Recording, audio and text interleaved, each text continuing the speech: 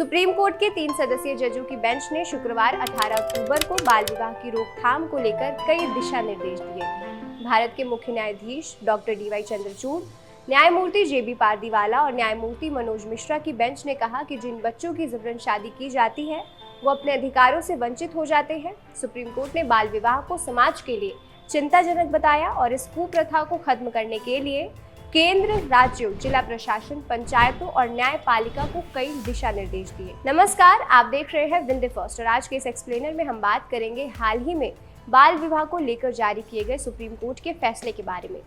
Video में हम जानेंगे कि देश में बाल विवाह को लेकर कौन से कानून बनाए गए हैं और इनमें कब कब संशोधन किया गया है। साथ ही ये कानून सच में बाल विवाह को रोकने में समर्थ है भी या नहीं। और जैसा कि बाल विवाह मुक्त भारत आंदोलन का ये लक्ष्य है कि 2030 तक इस कुप्रथा को भारतीय समाज से खत्म कर दिया जाएगा, तो ये क्या संभव है या नहीं।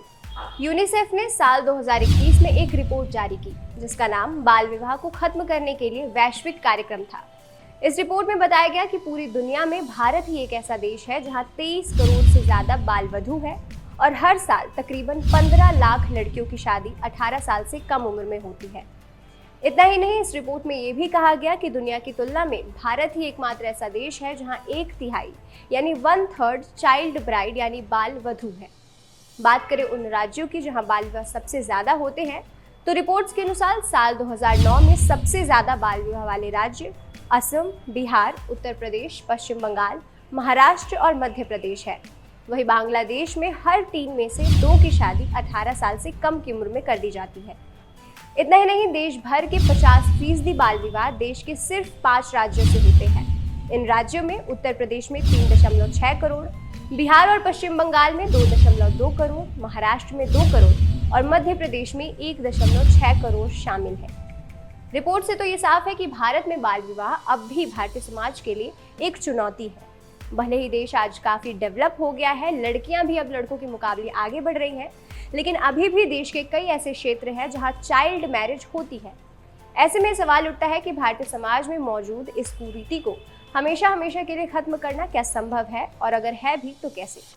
साल 2017 में निर्मल गुरान ने सुप्रीम कोर्ट में बाल विवाह को लेकर एक याचिका दायर की जिसमें उन्होंने ये दावा किया कि देश में बाल विवाह को लेकर जो कानून बनाया गया है उसका क्रियान्वयन सही ढंग से नहीं हो पा रहा और देश में इस कानून के इन्फोर्समेंट को लेकर निर्मल गुरान ने सुप्रीम कोर्ट से अपील की, जिसके बाद सुप्रीम कोर्ट ने 18 अक्टूबर को अपना फैसला सुनाया।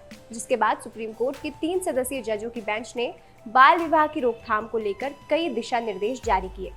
सबसे पहले जानते हैं कि सुप्रीम कोर्ट ने बाल विवाह को लेकर क्या दिशा निर्देश दिए हैं। पहला, बाल विवाह की रोकथाम के लिए एक अधिकारी नियुक्त किया जाए। दूसरा, बाल विवाह को रोकने की जिम्मेदारी जिला प्रशासन की होगी और इसमें खासकर कलेक्टर और मजिस्ट्रेट की भी भूमिका होगी। तीसरा, बाल विवाह को रोकने के लिए स्पेशल पुलिस यूनिट और स्पेशल यूनिट का गठन किया जाएगा। चौथा, मजिस्ट्रेट को स्वतः संज्ञान लेकर कार्रवाई करने का अधिकार होगा। पांचवा, बाल विवाह मामले के लिए स्पेशल कोर्ट का गठन किया जाएगा और छठा, जागरूकता कार्यक्रम आयोजित करवाए जाएंगे। भारत के मुख्य न्यायाधीश डॉक्टर DY चंद्रचूड़ की अध्यक्षता वाली बेंच ने कहा कि बाल विवाह से लड़कियों के स्वास्थ्य, शिक्षा, रोजगार और जीवन के अवसरों पर नकारात्मक प्रभाव पड़ता है। ये समानता, स्वतंत्रता और स्वतंत्र अभिव्यक्ति के संवैधानिक अधिकारों का उल्लंघन है। बाल विवाह लड़कियों के भविष्य को खतरे में डालता है और उनके मूल अधिकारों का हनन करता है। भारत के सर्वोच्च न्यायालय ने कहा कि बाल विवाह रोकथाम कानून 2006 बाल विवाह को रोकता है लेकिन बाल सगाई को नहीं। इतना ही नहीं, सुप्रीम कोर्ट ने कहा कि नाबालिग बच्चों की शादी उनके अधिकारों का उल्लंघन करती है और उन्हें अपनी मर्जी से जीवन साथी चुनने का मौका नहीं देती। अदालत ने संसद से अनुरोध किया है कि वे बाल विवाह को पूरी तरह से गैर कानूनी बनाने पर विचार करेंगे ताकि लोग इसका फायदा ना उठा सके। न्यायालय ने बाल विवाह को बच्चों के अधिकारों के खिलाफ बताया है और इसे रोकने के लिए कानून में बदलाव की जरूरत जताई है। चलिए अब बाल विवाह से जुड़े कुछ कानून को समझ लेते हैं। भारत में बाल विवाह को रोकने के लिए कई कानून बनाए गए हैं, जैसे हिंदू विवाह अधिनियम 1955, मुस्लिम व्यक्तिगत कानून, बाल विवाह निषेध अधिनियम 2006, भारतीय दंड संहिता की धारा 375 और बच्चों के अधिकार संरक्षण अधिनियम 2005। इन कानूनों में बाल विवाह निषेध अधिनियम यानी the prohibition of child marriage act 2006 मुख्य है। इस कानून के तहत विवाह की आयु पुरुषों के लिए 21 वर्ष और महिलाओं के लिए 18 वर्ष निर्धारित की गई है। इस अधिनियम में बाल विवाह को अवैध घोषित किया गया है। इसके तहत बाल विवाह करने वाले व्यक्तियों के लिए जुर्माना और कारावास का प्रावधान है। साथ ही हर जिले में बाल विवाह रोकथाम के लिए विशेष अधिकारी भी नियुक्त करने का प्रावधान है। इस कानून के तहत अगर कोई वयस्क दूल्हा बाल विवाह करता है और अगर उस बाल विवाह में लोग शामिल होते हैं तो दूल्हे के साथ साथ सभी लोग दंड के भागी होंगे, और अगर कोई बाल विवाह को बढ़ावा भी देता है तो वो भी जेल जाएगा। इसके तहत 2 साल की जेल और 1 लाख रुपए तक का जुर्माना निर्धारित किया गया है। अगर किसी लड़के या लड़की का बाल विवाह हुआ है तो वो बालिग होने के 2 साल के अंदर अपनी शादी को निरस्त करवा सकता है। इसके अलावा कानून 3 मामलों में शादी को निरस्त करवा सकता है। पहला, अगर लड़की को बहला फुसलाकर शादी करवाई गई हो। दूसरा, अगर डरा धमकाकर शादी करवाई गई हो या फिर खरीद फरोख्त के जरिए शादी की गई हो। और अगर शादी एक बार निरस्त हो जाए तो कोर्ट दोनों पक्षों को शादी में दिए गए गिफ्ट्स या रकम को वापस करने का भी अधिकार रखता है। और अगर किसी मजबूरीवश वो गिफ्ट वापस ना किए जा सके तो कोर्ट दोनों पक्षों को रकम देने को भी कह सकता है।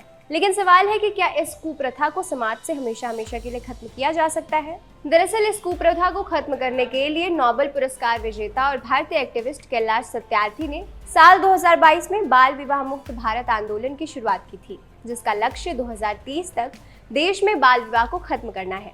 National consultation on child marriage free India का लक्ष्य बाल विवाह को साल 2025 तक 23.3% से 10% करना है। इस आयोजन में केंद्रीय महिला एवं बाल विकास मंत्री स्मृति ईरानी भी मौजूद थी। मीडिया को एक इंटरव्यू देने के दौरान एक्टिविस्ट कैलाश सत्यार्थी ने बाल विवाह को बीमारी बताते हुए कहा, इसे समाज में स्वीकृति मिलती रही क्योंकि इसे गरीबी से जोड़कर देखा गया। हालांकि इसके खिलाफ कई जागरूकता अभियान भी चलाए गए। उनके अनुसार असम में जिस सख्ती से कदम उठाए गए हैं उसने एक कानूनी निवारक के तौर पर काम किया है। ऐसे में लोगों और धार्मिक गुरुओं को कड़क कानूनी संदेश मिला है और ये भय पैदा करेगा और इससे ऐसी शादियों पर रोक लगाने में मदद मिलेगी। इस तरह बाल विवाह भारतीय समाज के लिए एक ऐसी कुरीति है जिसे खत्म करना काफी जरूरी है। भले ही सरकार इसे खत्म करने के लिए कई कानून और प्रयास कर रही है, लेकिन इसमें कमी तभी आएगी जब आप और हम जैसे लोग इसके प्रति जागरूक होंगे। आपके इस पर क्या राय है, हमें कमेंट सेक्शन में जरूर बताएं और ऐसे ही एक्सप्लेनर्स के लिए देखते रहिए विंध्य फर्स्ट।